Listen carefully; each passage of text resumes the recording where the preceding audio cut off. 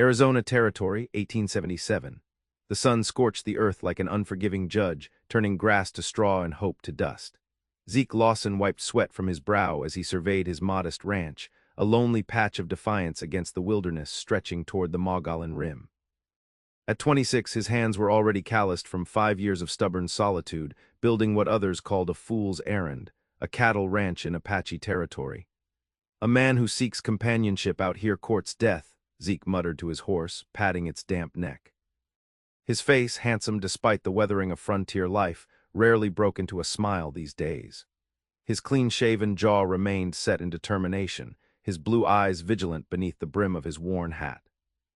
Zeke had learned young that attachment was dangerous currency in the territories. His parents' homestead had been raided when he was 17. He alone survived by chance, having been hunting in the hills.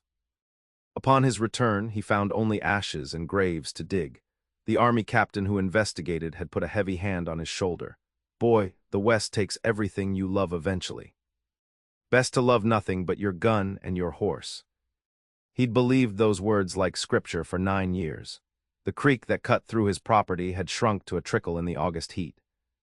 His cattle would need to be moved tomorrow, another task for hands he couldn't afford to hire. Trust came dear, and most cowboys drifted like tumbleweeds, taking work where they found it and moving on when winter or Indians or boredom pushed them. Zeke's isolation was his armor. No wife to be widowed, no children to be orphaned, no friends to be betrayed. Just 60 head of cattle, a sturdy cabin, and land that might kill him before he tamed it. The distant sound of hoofbeats jolted him from his thoughts. His hand fell to his revolver, eyes narrowing at the horizon. Visitors were rare and rarely friendly. What he saw approaching stopped him cold. She was impossibly tall on her painted horse, at least a head taller than any woman he'd ever encountered, and dressed in Apache garb with modifications all her own. Her black hair hung in 2 long braids adorned with turquoise beads that caught the sunlight. She rode like she'd been born to it, straight-backed and proud, an Apache, but unlike any he'd ever seen.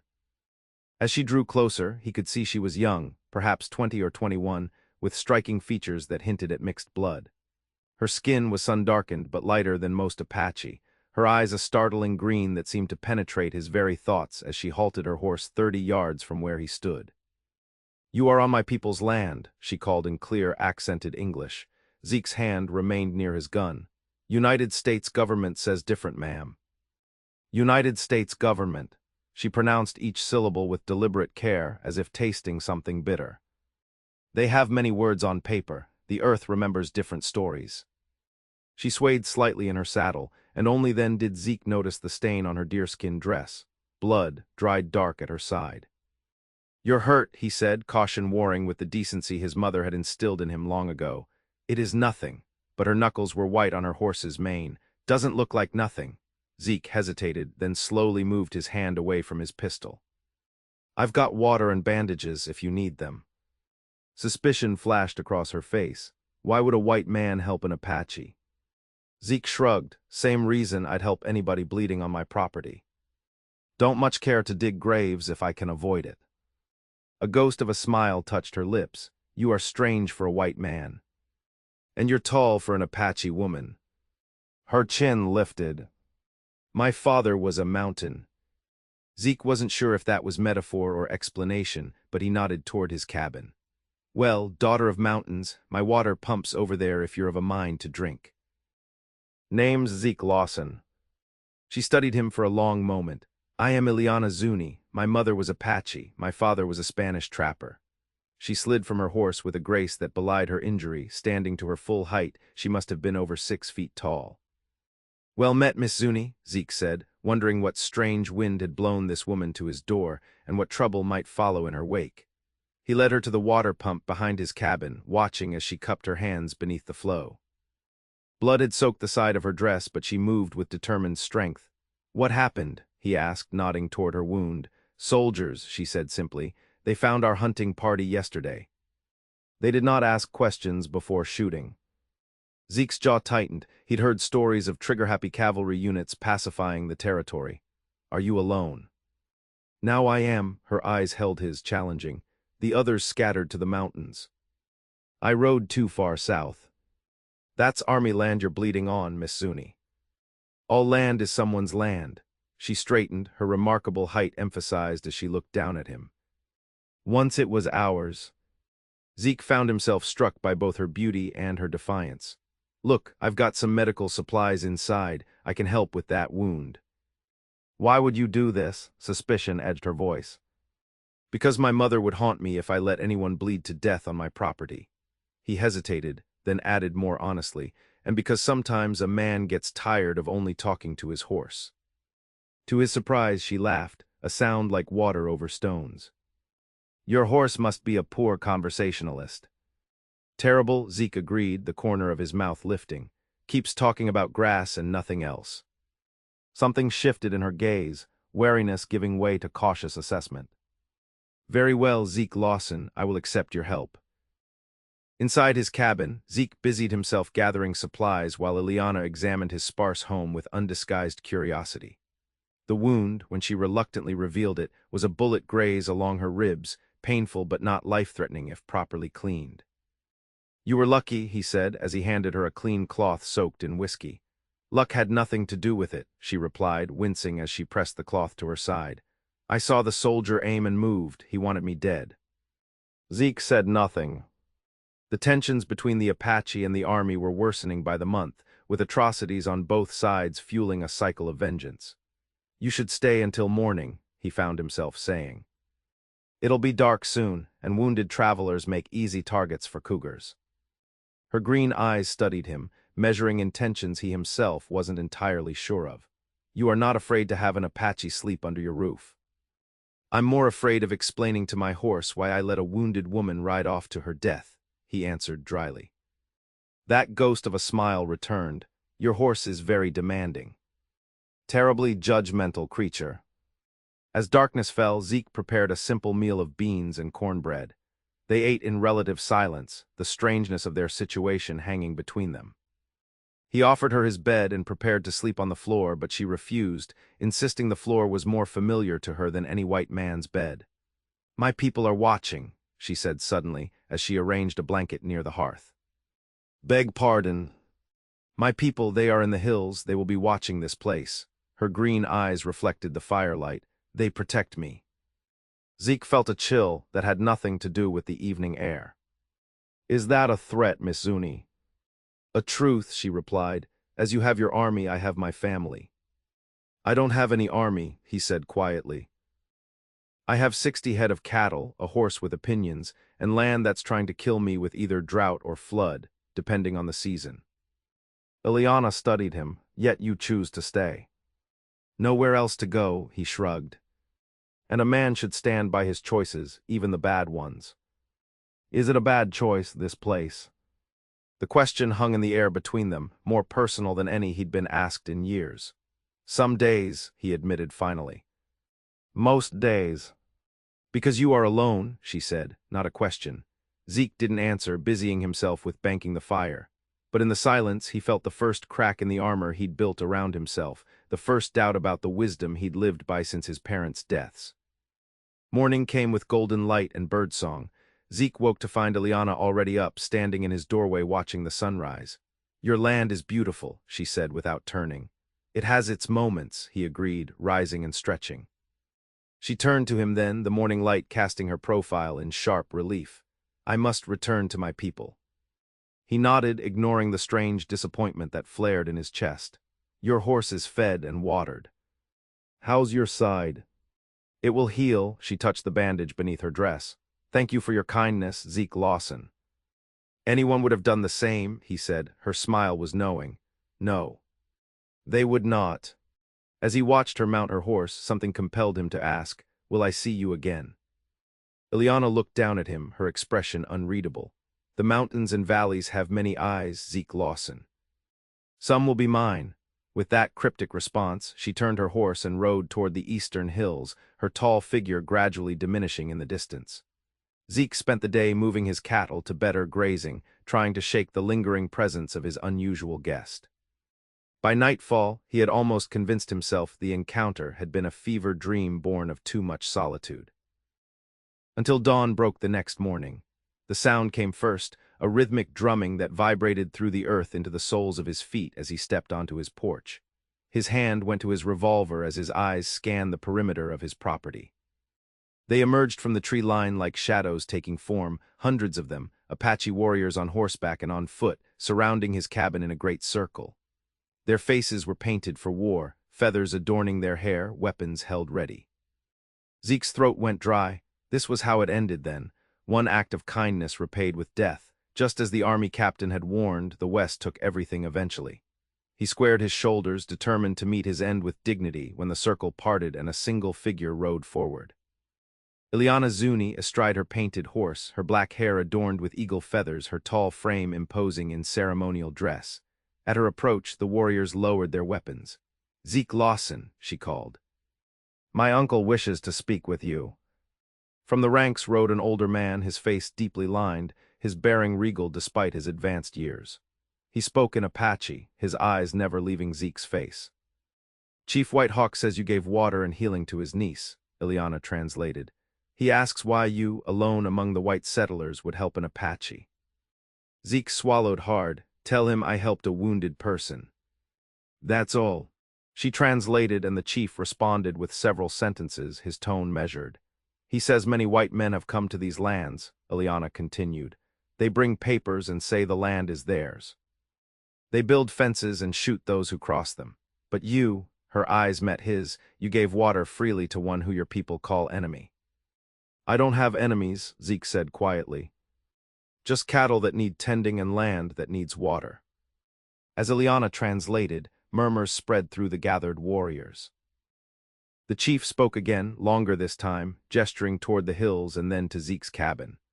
"My uncle says your ranch sits at the edge of what was once our summer hunting grounds," Eliana explained.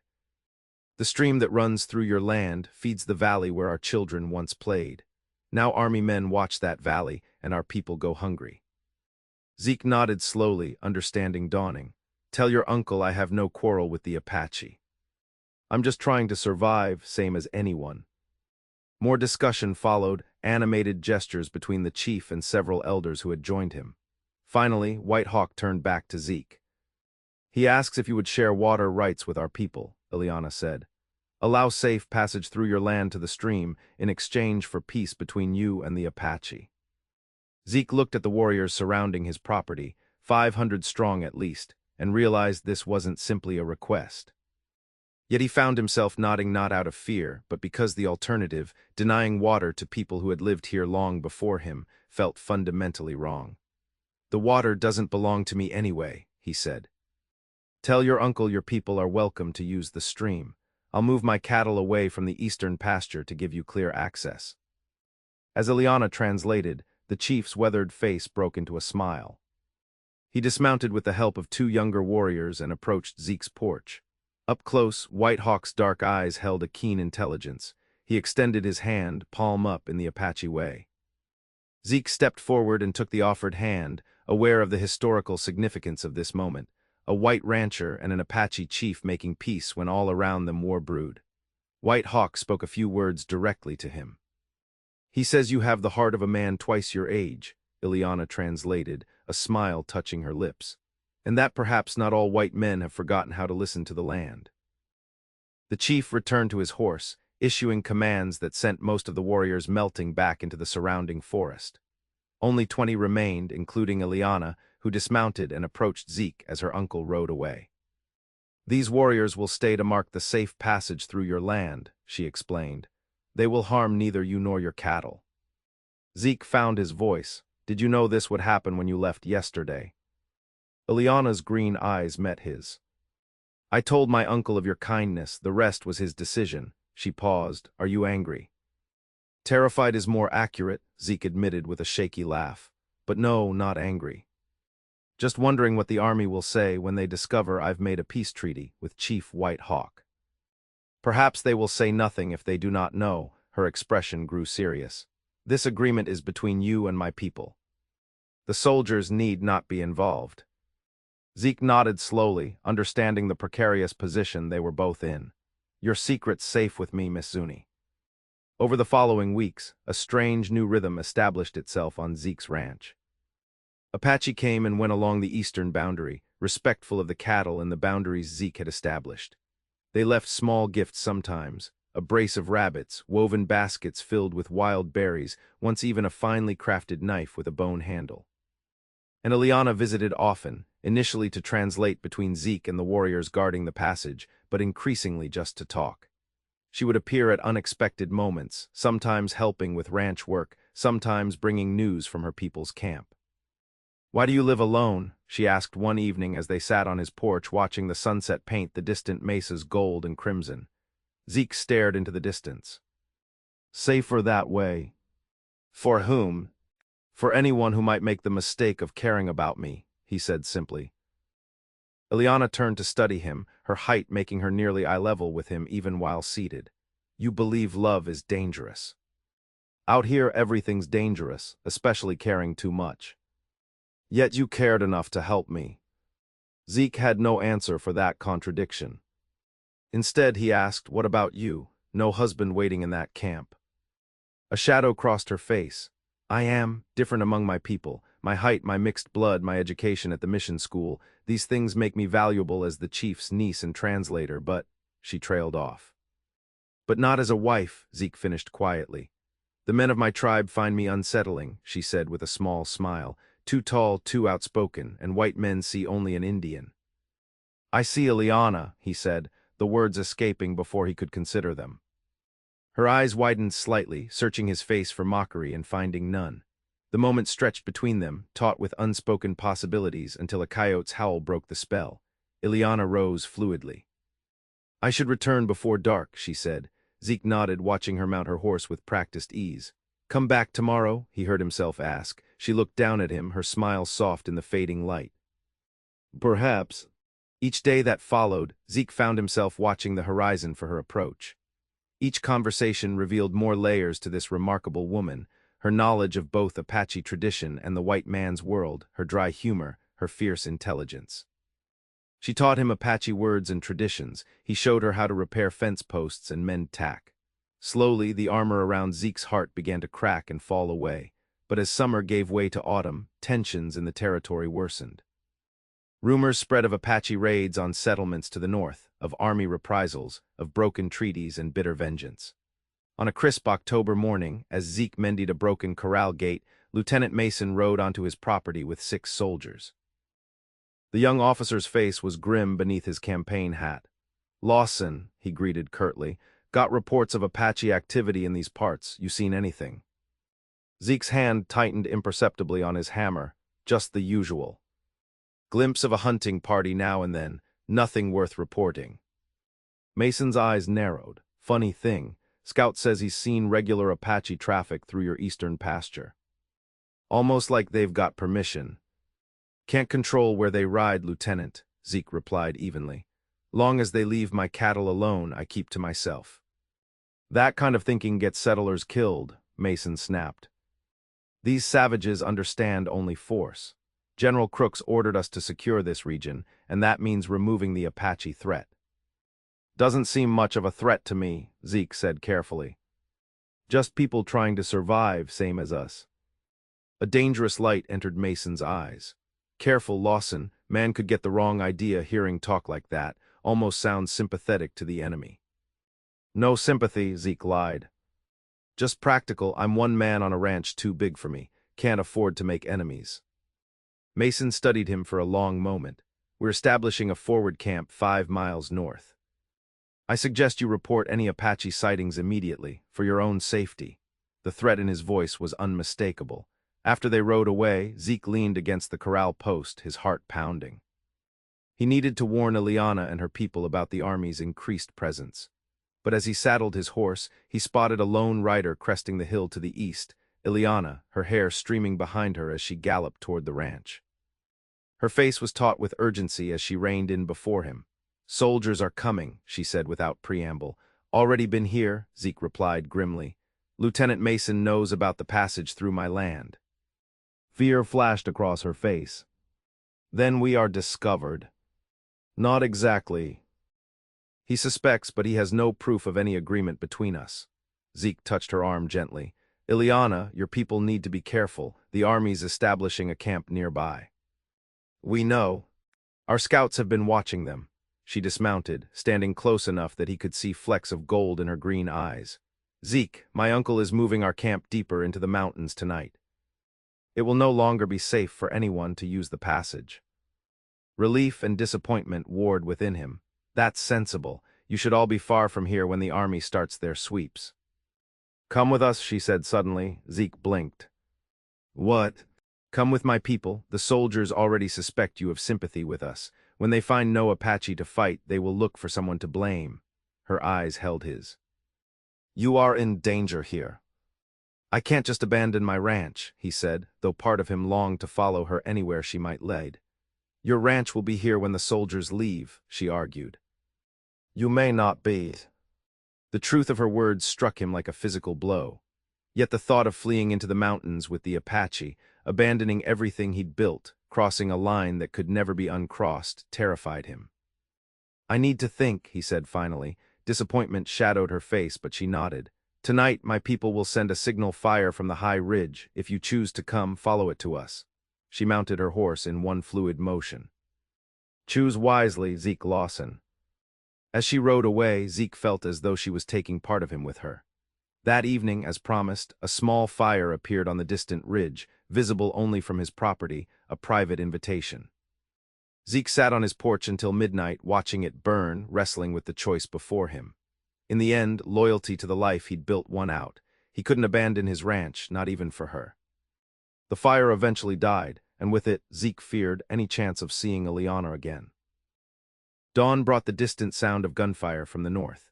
Zeke saddled his horse immediately and rode toward the echoing shots, dread coiling in his stomach. As he crested a rise overlooking a small valley, he reined in sharply at the scene below. Lieutenant Mason and his men had surrounded a small group of Apache, mostly women and children with a few warriors, who must have been separated from the main band during the night's evacuation. Among them, standing tall and defiant, was Eliana. Even from a distance, Zeke could see blood on her dress. A wounded child clung to her side as she faced Lieutenant Mason, her back straight, her voice carrying clearly in the morning air as she attempted to negotiate. "These are non-combatants," she was saying in perfect English.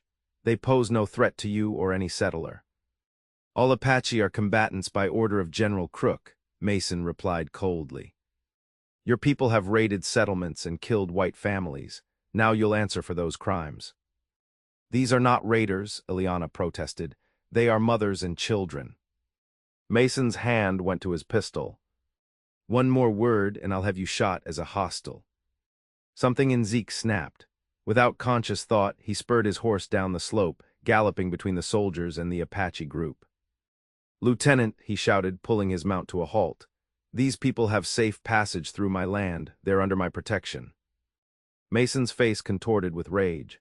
"Lawson, I knew you were Apache sympathizing trash. Step aside or be treated as an enemy combatant." "Can't do that," Zeke said, his voice steadier than he felt. He risked a glance at Eliana, whose face showed equal parts shock and hope. "These people haven't broken any law. They're just trying to reach their reservation lands." "They're off the reservation without papers," Mason snarled. "That makes them hostiles. Now move aside." "No," Zeke positioned his horse more firmly between the soldiers and the Apache. "You want them, you go through me. And then you explain to the territorial governor why you shot an American citizen protecting innocent people on his own property." Mason's face reddened, but uncertainty flickered in his eyes. The political complications of killing a white landowner were significant, even in the territories. "You're making a grave mistake, Lawson," he warned. "Wouldn't be my first," Zeke replied evenly. "But shooting unarmed women and children would be yours, one you'd answer for." The standoff stretched taut as wire. Finally, Mason holstered his weapon with a curse. "You've made your choice," he spat. "These savages can go this time. But you're done in this territory, Lawson. No white man will trade with you or help you once word spreads of your betrayal." "I'll take my chances," Zeke said quietly. As Mason and his men reluctantly withdrew, Eliana approached Zeke's horse, her green eyes luminous with unshed tears. "You came," she said simply. "Too late," he replied, noting the wounded among her group. "I should have listened to you last night. You are here now, that is what matters." She touched his boot, the gesture intimate despite its simplicity. "But Mason speaks truth, your life here is over." The army will ensure no one trades with you, no one helps you. Zeke looked back toward his ranch, visible as a tiny speck in the distance. The life he'd built, the walls he'd erected, the solitude he'd convinced himself was safety, all of it suddenly seemed hollow compared to the woman standing beside him. "Maybe it's time for a new life," he said slowly, meeting her gaze. "If your people will have me." The smile that broke across her face was like sunrise after the longest night. "My people honor courage and loyalty above all else," she said. "You have shown both." That evening, Zeke returned to his ranch one last time. He gathered what supplies he could carry, released his cattle to range free, and left a note nailed to his door explaining that he was traveling north to Montana territory, a false trail to mislead any who came looking. As night fell, he rode east toward the mountains where Eliana waited with her people. Chief White Hawk received him with solemn respect, accepting Zeke's pledge of loyalty to the tribe in exchange for sanctuary. "The chief says you must learn our ways," Eliana translated as they sat around the council fire. "But he also says you have already learned the most important one, that water, like mercy, belongs to no man and should flow freely to all who thirst." In the weeks that followed, Zeke adapted to life with the Apache. He learned their language, their hunting techniques, their ceremonies.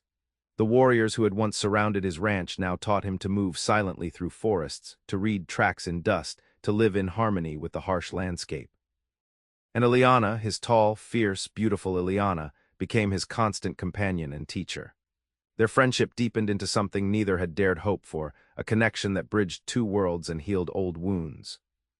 On a clear winter night 6 months after he had abandoned his ranch, Zeke sat with Eliana beside a small fire in a protected canyon where the tribe had established their winter camp. "Do you regret it?" she asked suddenly. "Leaving your ranch, your world?" Zeke considered the question seriously. "I thought that ranch was all I had," he said finally. "I thought being alone kept me safe from loss." He reached for her hand, his fingers intertwining with hers. "I was wrong. Real safety isn't walls or solitude. It's finding people worth risking everything for." Eliana's smile was soft in the firelight. "My grandmother would say your spirit has always been Apache, even when you thought yourself alone." "Maybe she's right," Zeke said. "Or maybe I just needed someone to show me a different way to live." She leaned closer. "The tribal council meets tomorrow. My uncle will ask them to accept you fully as one of the people." "And you?" Zeke asked, his heart suddenly racing. "What will you ask for?" Her green eyes held his, vulnerable yet certain. "I will ask for you, Zeke Lawson, as my husband if you will have me." The words he had never expected to speak in this lifetime came easily now. "I love you, Eliana Zuni. I would be honored to be your husband." Her smile outshone the stars as she leaned forward to press her forehead to his, an Apache gesture of deepest intimacy. In that moment, Zeke understood that the life he had feared losing had never been truly alive until now. The false belief that had guided him for 9 years, that love was a weakness the frontier would punish, crumbled completely. In its place grew the certainty that here, with this remarkable woman and her people, he had finally found what the land had been trying to teach him all along. That no man survives the wilderness alone, and that the courage to love is the greatest strength of all. Spring came to the mountains, painting the canyons with wildflowers and new growth. On the day of their wedding ceremony, Zeke stood beside Eliana before the entire tribe, their hands bound with a woven cloth as Chief White Hawk blessed their union in the Apache tradition. Eliana wore a dress of white buckskin adorned with beadwork that had taken the women of the tribe months to complete. At 21, her beauty took Zeke's breath away. Her height, once an obstacle to finding love among her people, perfectly matched his own tall frame. "Two rivers joining become stronger than either alone," White Hawk proclaimed in Apache, as Zeke now understood enough to follow. "So too will your union strengthen our people." As the celebration continued into the night, with dancing and feasting around enormous bonfires, Zeke and Eliana slipped away to a quiet overlook. Below them stretched the valley, and in the far distance, the faint outline of what had once been his ranch. "Do you see regret in these eyes?" he asked her, turning to meet her gaze directly. "Because there is none, only gratitude that you found me, that you showed me what I was missing." Eliana touched his face gently. "I was taught that the Great Spirit places each soul where it needs to be. You were not lost, Zeke Lawson. You were waiting to be found." He drew her into his arms, marveling at how perfectly they fit together despite her unusual height. "And now we build something new," she said simply, "something neither Apache nor white but ours." Years passed, the conflict between the army and the Apache continued, but White Hawk's band, with Zeke's guidance, navigated a careful path that kept them largely out of the fighting. Eliana gave birth to 2 strong sons and a daughter, children who grew up embodying the best of both their heritages. Occasionally, travelers would tell stories of a legendary white man who lived with the Apache, married to a woman tall as the pines, who had once been a lonely rancher until 500 warriors surrounded his property. The tale grew in the telling, becoming one of the West's many colorful myths. Only Zeke and Eliana knew the truth, that it had not been 500 warriors who had changed his fate, but one wounded woman asking for water and the courage to answer with kindness rather than fear. On their 10th anniversary, they returned alone to the site of his old ranch. Nature had reclaimed much of it, though the cabin still stood, weathered but intact. The creek still flowed, indifferent to the human drama that had unfolded along its banks. "It seems smaller now," Zeke observed as they stood hand in hand before the cabin. "The world expands when we open our hearts," Eliana replied. At 31, her beauty had deepened, her green eyes holding the wisdom of a woman who had bridged worlds. Zeke squeezed her hand. "I built this place believing it was all I'd ever have or need. I couldn't see that in protecting myself from loss, I was losing everything that mattered." "And now," she asked, echoing the question she had asked on their wedding night. "Now I understand what my parents knew before they died, that love is worth the risk, always." He turned to her, this tall, remarkable woman who had transformed his life. "I would choose you again, Eliana. Every day I choose you." As they rode back toward the mountains and their waiting children, Zeke looked back once more at the abandoned ranch. What he had once seen as his entire world now seemed merely the first chapter in a far greater story. One of a man who gave water to a wounded Apache woman, and in return received the gift of a life truly